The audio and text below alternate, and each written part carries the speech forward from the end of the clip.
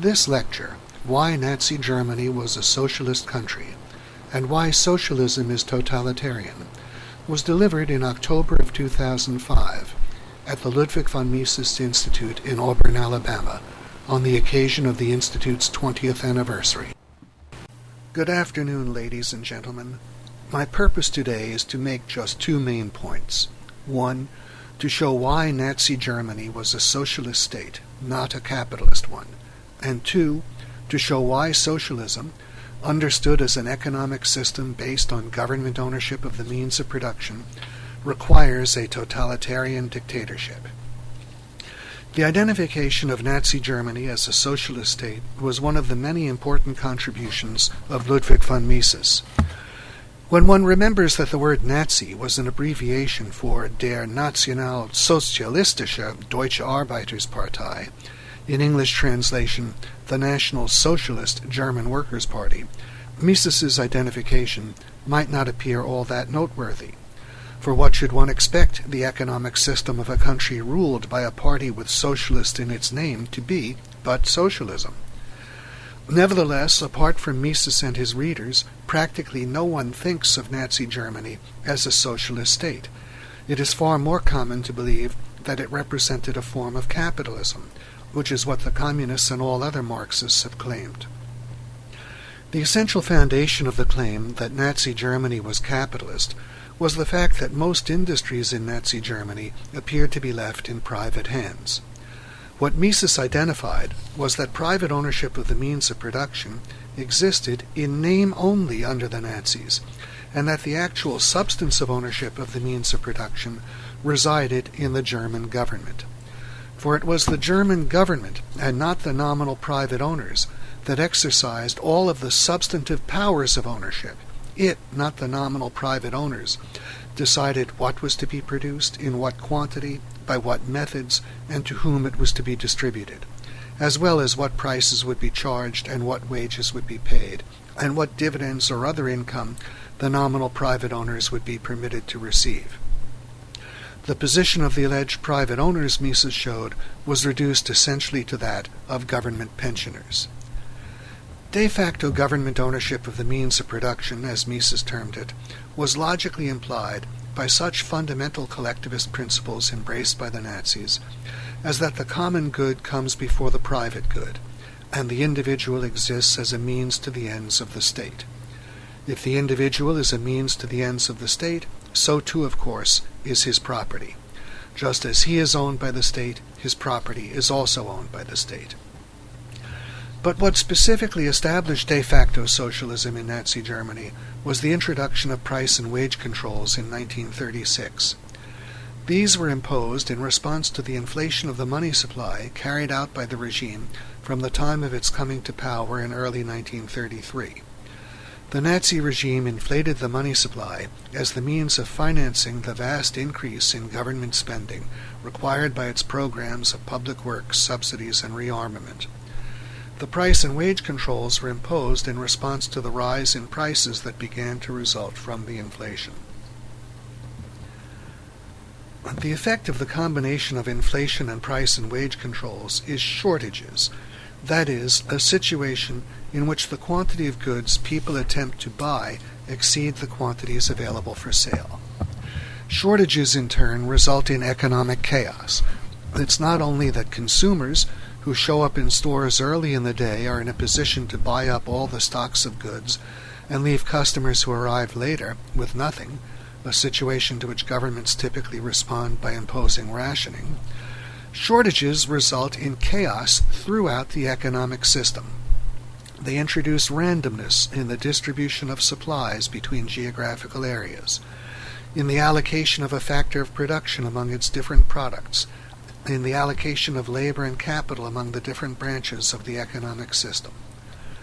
In the face of the combination of price controls and shortages, the effect of a decrease in the supply of an item is not, as it would be in a free market, to raise its price and increase its profitability, thereby operating to stop the decrease in supply or reverse it if it has gone too far.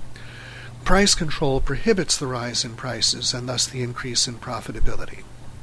At the same time, the shortages caused by price controls prevent increases in supply from reducing price and profitability. When there is a shortage, the effect of an increase in supply is merely a reduction in the severity of the shortage. Only when the shortage is totally eliminated does an increase in supply necessitate a decrease in price and bring about a decrease in profitability. As a result, the combination of price controls and shortages makes possible random movements of supply without any effect on price and profitability. In this situation, the production of the most trivial and unimportant goods, even pet rocks, can be expanded at the expense of the production of the most urgently needed and important goods, such as life-saving medicines, with no effect on the price and profitability of either good. Price controls would prevent the production of the medicines from becoming more profitable as their supply decreased, while a shortage even of pet rocks prevented their production from becoming less profitable as their supply increased. As Mises showed, to cope with such unintended effects of its price controls, the government must either abolish the price controls or add further measures, namely, precisely the control over what is produced in what quantity by what methods and to whom it is distributed, which I referred to earlier. The combination of price controls with this further set of controls constitutes the de facto socialization of the economic system, for it means that the government then exercises all of the substantive powers of ownership. This was the socialism instituted by the Nazis, and Mises calls it socialism on the German or Nazi pattern, in contrast to the more obvious socialism of the Soviets, which he calls socialism on the Russian or Bolshevik pattern. Of course, socialism does not end the chaos caused by the destruction of the price system. It perpetuates it. And if it is introduced without the prior existence of price controls, its effect is to inaugurate that very chaos. This is because socialism is not actually a positive economic system. It is merely the negation of capitalism and its price system. As such, the essential nature of socialism is one and the same as the economic chaos resulting from the destruction of the price system by price and wage controls. At most, socialism merely changes the direction of the chaos. The government's control over production may make possible a greater production of some goods of special importance to itself, but it does so only at the expense of wreaking havoc throughout the rest of the economic system. This is because the government has no way of knowing the effects on the rest of the economic system of its securing the production of the goods to which it attaches special importance.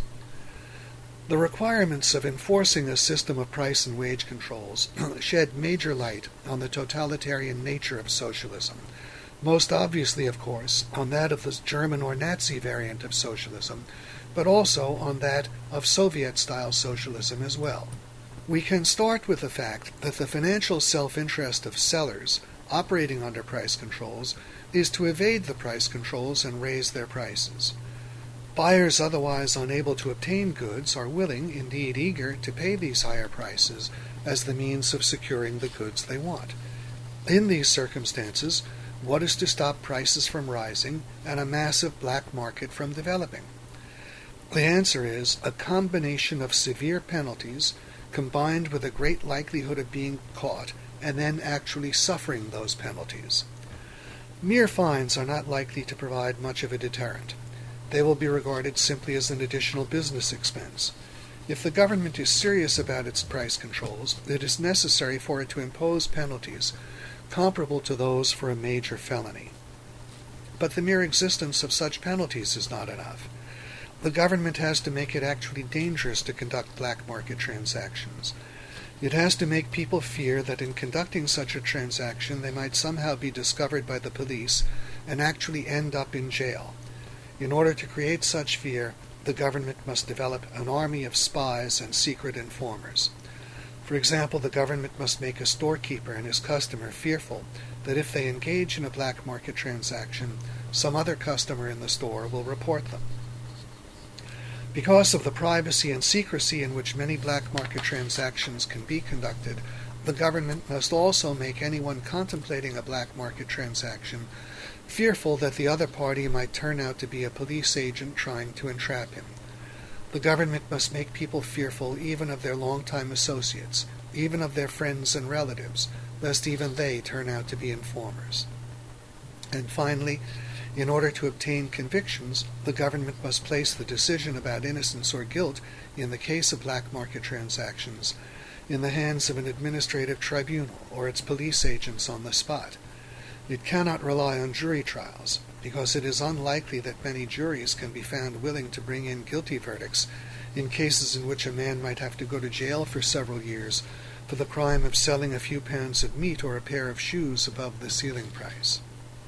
In sum, therefore, the requirements merely of enforcing price control regulations is the adoption of essential features of a totalitarian state, namely the establishment of the category of economic crimes in which the peaceful pursuit of material self-interest is treated as a criminal offense, and the establishment of a totalitarian police apparatus, replete with spies and informers, and the power of arbitrary arrest and imprisonment. Clearly, the enforcement of price controls requires a government similar to that of Hitler's Germany or Stalin's Russia, in which practically anyone might turn out to be a police spy, and in which a secret police exists and has the power to arrest and imprison people. If the government is unwilling to go to such lengths, then to that extent its price controls prove unenforceable and simply break down. The black market then assumes major proportions. Incidentally, none of this is to suggest that price controls were the cause of the reign of terror instituted by the Nazis. The Nazis began their reign of terror before the enactment of price controls. As the result, they enacted price controls in an environment ready-made for their enforcement. Black market activity entails the commission of further crimes. Under de facto socialism, the production and sale of goods in the black market entails the defiance of the government's regulations concerning production and distribution, as well as the defiance of its price controls. For example, the goods themselves that are sold in the black market are intended by the government to be distributed in accordance with its plan, and not in the black market. The factors of production used to produce those goods are likewise intended by the government to be used in accordance with its plan, and not for the purpose of supplying the black market. Under a system of de jure socialism, such as existed in Soviet Russia, in which the legal code of the country openly and explicitly makes the government the owner of the means of production, all black market activity necessarily entails the misappropriation or theft of state property. For example, the factory workers or managers in Soviet Russia who turned out products that they sold in the black market were considered as stealing the raw materials supplied by the state. Furthermore, in any type of socialist state, Nazi or communist, the government's economic plan is part of the supreme law of the land. We all have a good idea of how chaotic the so-called planning process of socialism is. Its further disruption by workers and managers siphoning off materials and supplies to produce for the black market is something which a socialist state is logically entitled to regard as an act of sabotage of its national economic plan. And sabotage is how the legal code of a socialist state does regard it. Consistent with this fact, black market activity in a socialist country often carries the death penalty.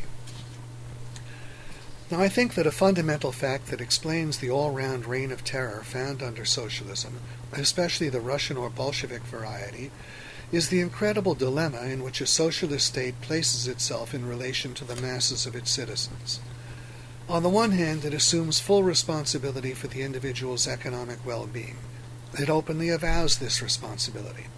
This is the main source of its popular appeal. On the other hand, in all of the ways one can imagine, a socialist state makes an unbelievable botch of the job. It makes the individual's life a nightmare. Every day of his life, the citizen of a socialist state must spend time in endless waiting lines.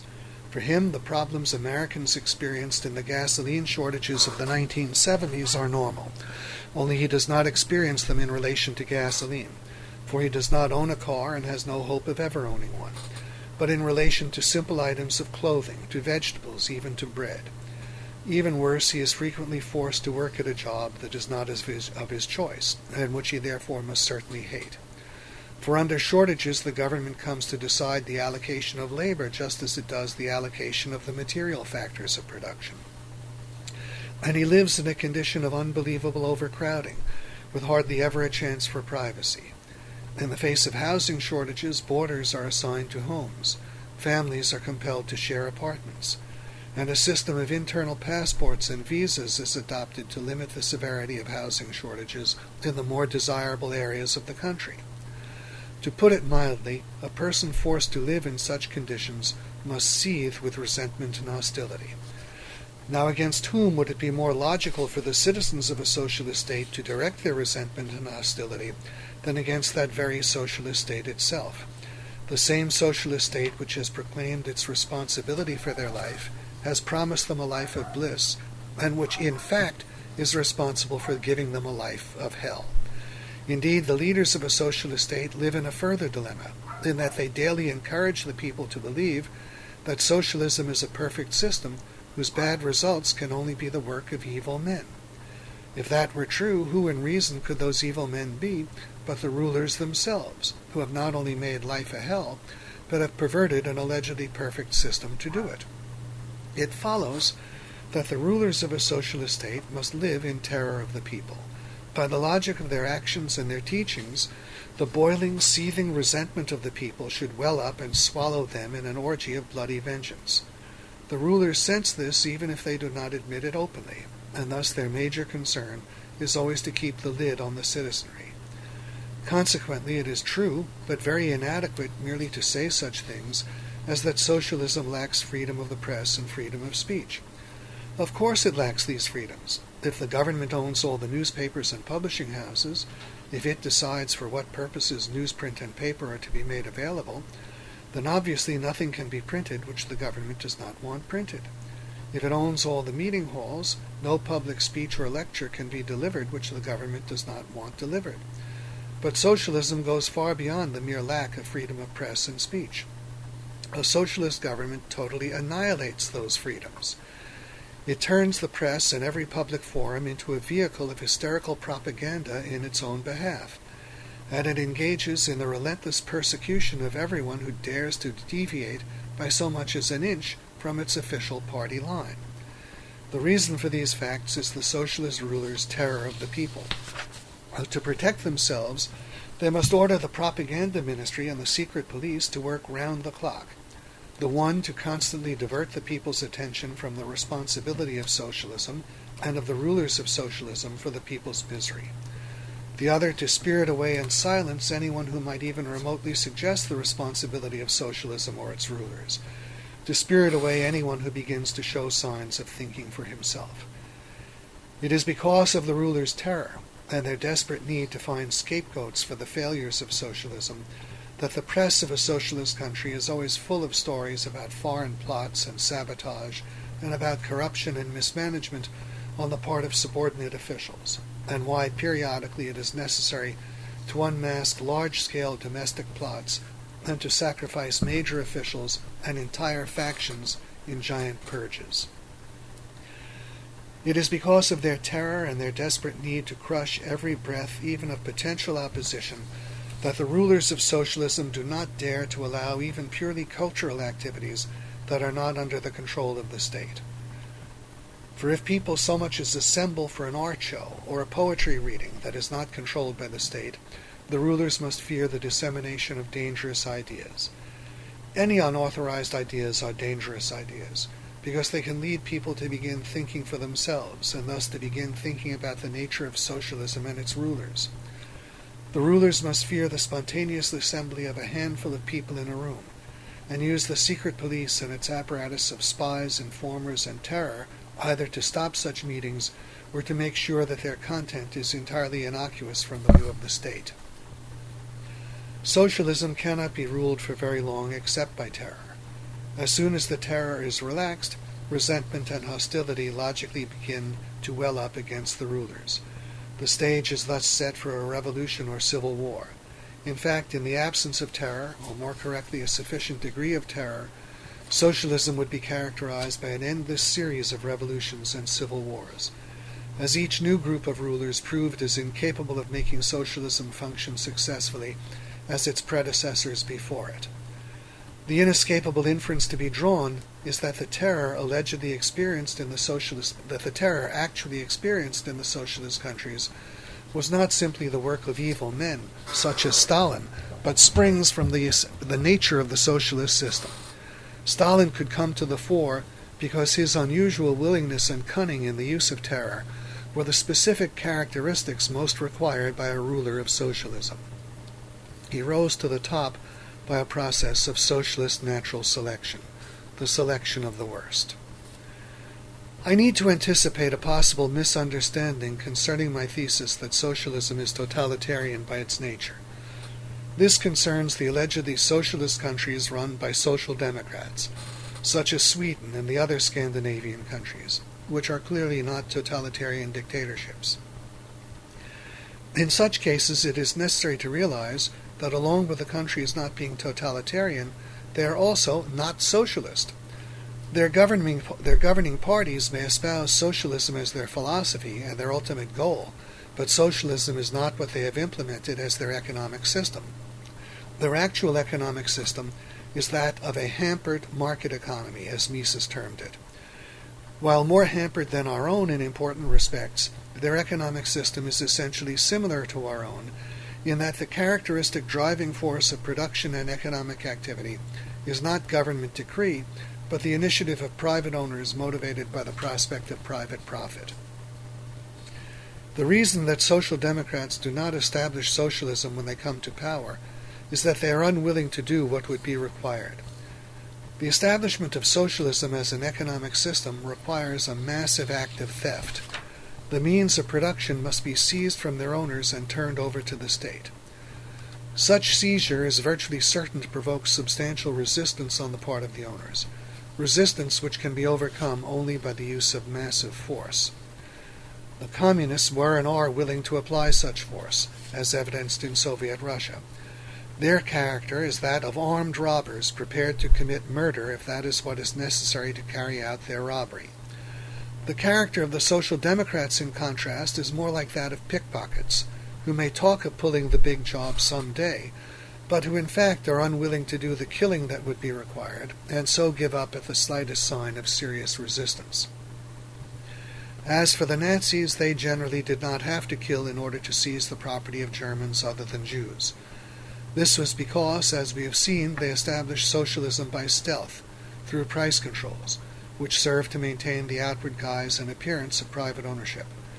The private owners were thus deprived of their property without knowing it, and thus felt no need to defend it by force.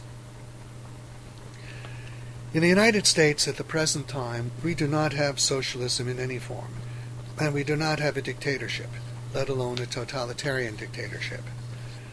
If we understand fascism, as my dictionary defines it, we also do not yet have fascism, though we are moving towards it, as many of the other speakers have shown.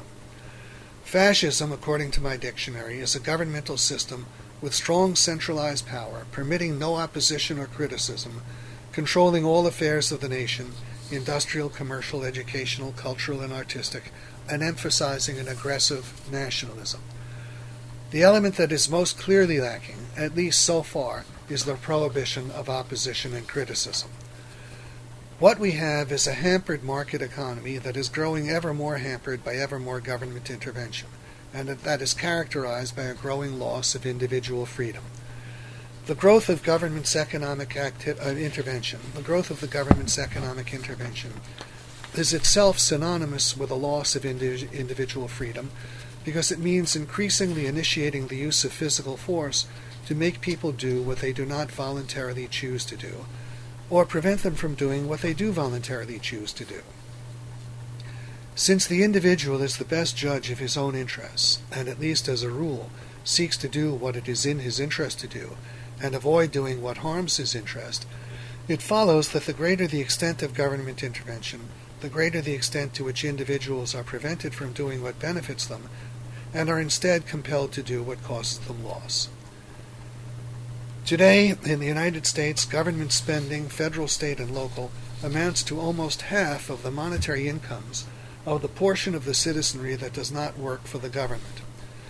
15 federal cabinet departments and a much larger number of federal regulatory agencies, together in most instances with counterparts at the state and local level, routinely intrude into virtually every area of the individual citizen's life. In countless ways he is taxed, compelled, and prohibited. The effect of such massive government interference is unemployment, rising prices, falling real wages, a need to work longer and harder, and growing economic insecurity. The further effect is growing anger and resentment. Though the government's policy of interventionism is their logical target, the anger and resentment people feel are typically directed at businessmen and the rich instead.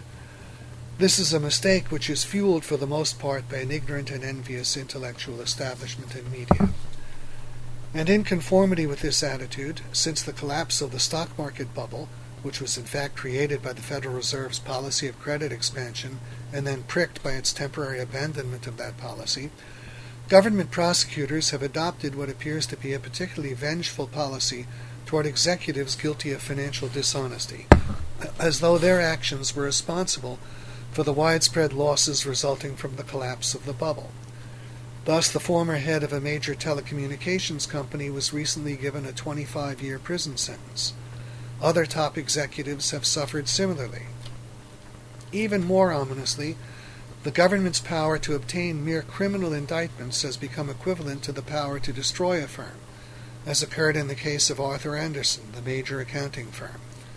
The threatened use of this power was then sufficient to force major insurance brokerage firms in the United States to change their managements to the satisfaction of New York State's Attorney General. There is no way to describe such developments other than as conviction and punishment without trial and as extortion by the government. These are major steps along a very dangerous path. Fortunately, there is still sufficient freedom in the United States to undo all the damage that has been done. There is first of all the freedom to publicly name it and denounce it. More importantly, there is the freedom to analyze and refute the ideas that underlie the destructive policies and that have been adopted or that may be adopted. And that is what is critical. For the fundamental factor underlying interventionism, and of course socialism as well, whether Nazi or communist, is nothing but wrong ideas. Above all, wrong ideas about economics and philosophy.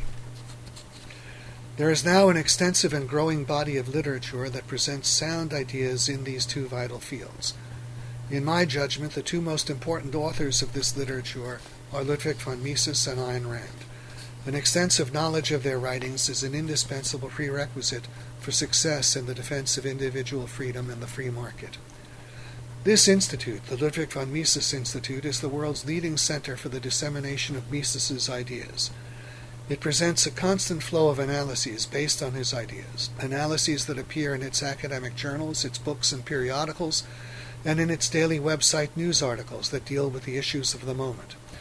It educates college and university students and young instructors in his ideas and the related ideas of other members of the Austrian School of Economics. It does this through the Mises Summer University, the Austrian Scholars Conferences, and a variety of seminars. Two very major ways of fighting for freedom are to educate oneself to the point of being able to speak and write as articulately in its defense as do the scholars associated with this institute. Or if one does not have the time or inclination to pursue such activity, then to financially support the institute in its vital work to whatever extent one can. It is possible to turn the tide. No single person can do it, but a large and growing number of intelligent people, educated in the cause of economic freedom and speaking up and arguing in its defense whenever possible, is capable of gradually transforming the attitudes of the culture and thus of the nature of its political and economic system. You in this audience are already involved in this great effort. I hope you will continue and intensify your commitment. Thank you.